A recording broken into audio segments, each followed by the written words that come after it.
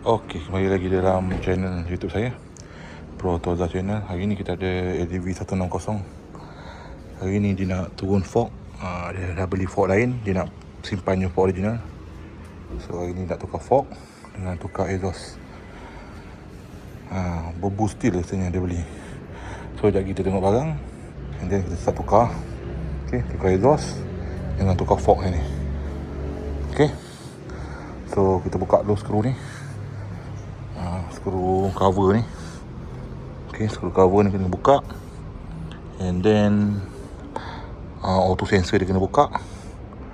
Tu skru bawah bawah dia punya head lah, kena buka skru tu, and then skru ni lah.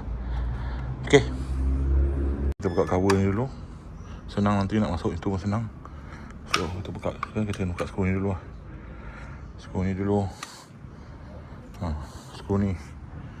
Okay, buka cover ni, kena buka skru ni lah, skru 10. Skru 10 atas ni satu. Okay, ni dah buka dah. Skru 10 yang ni, skru 8 yang ni.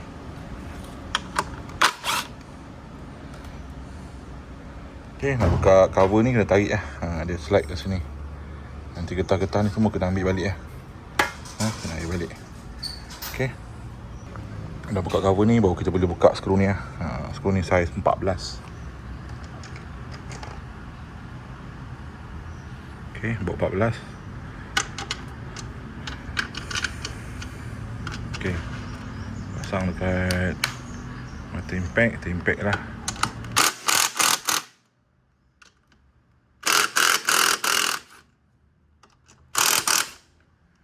Okay, dah buka. Okay, so korang buka auto sensor dia ni. Saya pakai adjustable ya. Saya tahu pakai adjustable ya. Okay, dah buka ni. Buka skru ni pula, dua ni.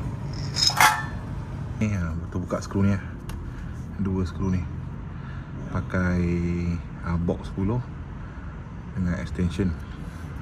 Okay, dia dah buka satu sini. Sini dia buka. Settle, kita boleh cabut exhaust ni. Okay, ni exhaust dia dah buka. Kita nak pasang exhaust baru je. Ambil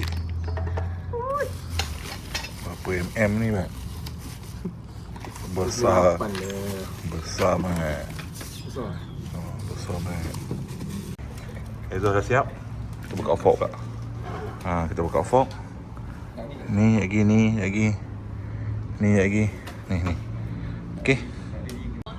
Okay, ni fork dia.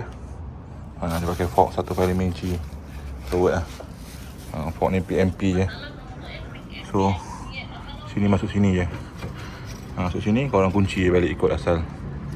Okay, tak ada masalah. Ni untuk berapa ketinggian lah, berapa getah ni. Okay, ni sama boleh masuk je. Semua PMP je. Okay, dah siap lah. Dah siap. Pasang ketaan skru ni. Okay, so motor dah load lah. 1.5 inci ke bawah. Dia pakai fork PMP je. Sebab owner dia kata daripada tanam fork lagi murah dia beli fork PMP ni. So fork original boleh simpan.